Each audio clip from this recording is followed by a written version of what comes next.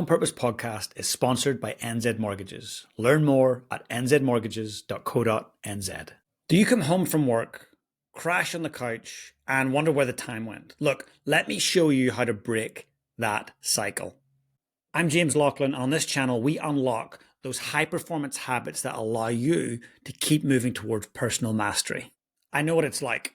You can get home, you're a bit knackered, you maybe haven't had a chance to chill out during the day, you maybe didn't get to move your body much, maybe you didn't eat optimally, and you get home and you've good intentions of eating well, of maybe going for a run, spending time with your loved ones, reading that book, doing that course, listening to that podcast, executing or implementing on something, doing some stuff around the house. Like, you've got all these good intentions, but let's face it, if it's anything like my life has been, good intentions do not equal action.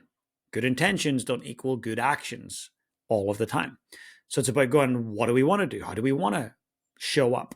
How many times have you sat in front of Netflix just 45 minutes, an hour, 2 hours pass by? Or the old doom scroll. I don't know about you, but I've done it. I've caught myself doing it, still do from time to time. Don't love it. So for me, I'm like, well, how do I actually counteract this? And so I've taken some notes around what's worked really well for me. And for me, I'm always learning from others. I get some of the most powerful thinkers on the planet to sit down with me, and I ask them questions. And I get nosy and curious. I want to know what they do that help them to perform at the level that they do. And over the years, I've started slowly implementing those habits. I want to share some of those habits with you now. They're really powerful. They do work if you work them, but I would suggest give one of them a go and see how it works for you. We're all different, right? But certainly I'm all about trying to think about, how do we optimize?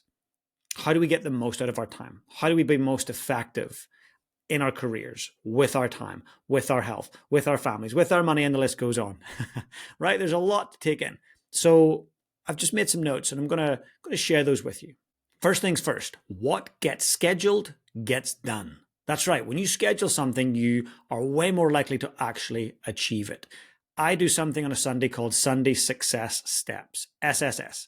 All of my clients do the same thing. What is it? It's a very simple process. What are the simple steps and the small number of goals that I'm committing to for the week ahead? I take about 15 minutes on a Sunday to get clear on that. Now, clarity precedes execution. Get clear, then take action. Don't take the action before you get clear. So I really love that on a Sunday for me to get clear. And my clients talk about how much more effective, accomplished, and fulfilled they feel throughout the week when they've got a high-level plan. And when I'm talking about goals, it's 1, 2, or 3 at most goals that you're headed towards. Those goals should be part of a bigger picture of where you're trying to get to for the year. The other thing is on a Saturday morning, house cleaning. Doesn't that sound delightful? Well, I was starting to realize that Caroline, my partner, was doing most of the house cleaning. Not all, but vastly most. And I don't think this gender role thing works very well, where, females take on cooking, cleaning, the raising of children. I just don't think it needs to be that way. If that's what's wanted and desired and it works for all parties, great. However, how many people are lumped with all this crap and don't want to do it and are resentful? I was starting to realize that this was unfair on Caroline. She's an incredible communicator. She made it pretty clear to me too. Hey, I'd love a bit of help with this stuff. My first thing was like, but I've got this on and this, and I'm so busy, and let's just hire someone to do it.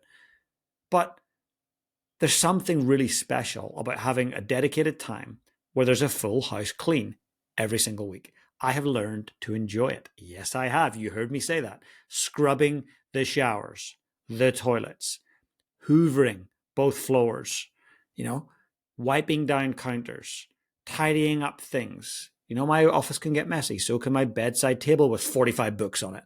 Like, the simple stuff done well cleans things up and allows you to perform.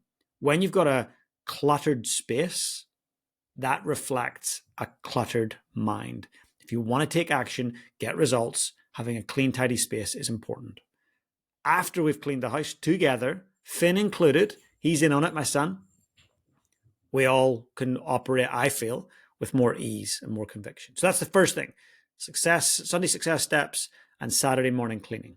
That's one thing that has freed up my evenings. So I'm not cleaning a little bit every evening. It's like, no, it's like bang, big deep clean on a Saturday. Let's go. Number 2, don't let your feelings dictate your evening.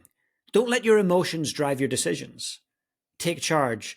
Get into that analytical mind and go, I'm going to take charge of where it's going. My conscious mind will say this, we're going here. If you don't, I can definitely share my experience, but if you don't, then you're going to end up operating from a place of feelings and emotions. For me, in the evenings, you know what that meant? Chocolate. And I mean a whole big badass bar of chocolate, huge Cadbury, the big version, that's gone like 3, 4, 5 minutes at most, gone, the whole thing. Just gorging on it. Why? Because I felt like I needed the sugar hit. I needed the dopamine. I wasn't taking ownership. And then I'd be binge watching TV because I don't feel like working out after eating a whole bar of chocolate. I don't feel like studying after like just consuming this stuff and feeling a bit gross, to be fair, after it. So get the feelings out of it and get clarity of where am I headed? What action do I need to take? As I said earlier, what gets scheduled gets done. So for me, just popping something on the calendar, saying, I'm going to do it and getting after it, that's so helpful. That helps me to avoid operating from a place of emotions of I'll emotionally eat or escape. No, I've got a plan to do this thing. So coming up with alternatives to just overeating, to binging, to Netflix binging as well. Like for me, having a course is important. Every year I'll do 1 or 2 courses, online courses, maybe from a university, maybe not from, maybe from a thought leader I really am inspired by. But I'll do that throughout the year because in the evenings, it gives me something to sit down and enjoy and feel like I'm actually feeding my mind. If you want to take back your evenings and feel like you're in control, something for me that I always found was, if I'm not exercising or eating healthy throughout the day, my evenings, they suffer. So I made a rule, no chocolate throughout the week. I can have a little bit on the weekend. Treat. You do the work, do the mahi, you get the rewards at the end. So for me, just a little simple commitment or a habit of during the week, no chocolate made all the difference. Staying hydrated during the day, not overdoing the coffee, still enjoy the coffee, but not overdoing it and staying hydrated. These simple activities throughout the day set me up for a way better evening routine. Number 4, change your habit, change your life. If your habit is, I get home from work, I get in the door, I pour a glass of wine or crack a beer, I put the feet up, I maybe make dinner or I order it in, watch a bit on Netflix. Look, that's the standard that you're setting for yourself. If that's a regular occurrence, 2, 3, 4 times a week, right, you're setting yourself up to be that. That's going to be your personality trait. You're going to get home and be that person. And over 5, 10, 15, 20 years, that compounds. Now, if you're happy with that, that's on you. But if you want to elevate how you show up, your energy, your output, your effectiveness, your fulfillment, I would say getting intentional with what you do when you come in the door is important. If you're a parent, put the phone away, get in the door and hang out with your family. First 5 minutes, super important. Those first 5 minutes are crucial. What you do in those first 5 minutes sets the tone for how people feel around you. You might want to set up a new habit of when I get through the door, I will grab my running shoes and go for a run. Or when I go through the door, I will have 2 glasses of water. Or when I get in the door, I will meditate. But actually decide what your habit's going to be. And that idea of habit stacking after I walk through the door, walking through the door is a habit. It is. It's what you do every day, right? Those are habits. Then stacking on top of that, the new habit. After I walk through the door, I will spend 5 minutes intentionally focused with my loved ones, right?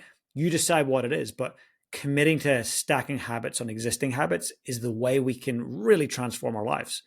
Is it easy? Hell no. Is it achievable? Yes. Get clear on what's most important. WMI. What's most important. Last but not least, number 5. And before I do that, can you just please comment below what your evenings look like? Just one little sentence. What does an evening in the life of you look like? I would really love to know. Okay, so number 5 is 3, 2, 1. 3 hours before bed, endeavor to not do any work. Switch off. Start to down-regulate the system. The nervous system needs to relax. 2 hours before bed, no consumption of food or water. Allow that body to rest and digest. And 1 hour before bed, no screens or digital connection. Full connection with nature or people or meditation or reading an old school book. Writing on a real piece of paper about your day. Doing something around the house with your pets or your loved ones. Whatever it might be. Going for a cold shower or a warm shower if you prefer it. But that 3-2-1 evening routine essentially down-regulates you one step at a time. 3 hours before bed, no work. Down the next step. 2 hours before bed, no food, no drink. Sending your body those signals, right? 1 hour before bed, all screens go away, including the TV. And then by the time you're ready for bed, your system is slowly down-regulated. And when you look at the neuroscience of brain waves, they're going to be elevated and higher, much higher tempo when we're stimulating them with thoughts and work and dopamine and cortisol and food and wine and all the things, or the thrilling thing you're watching on Netflix.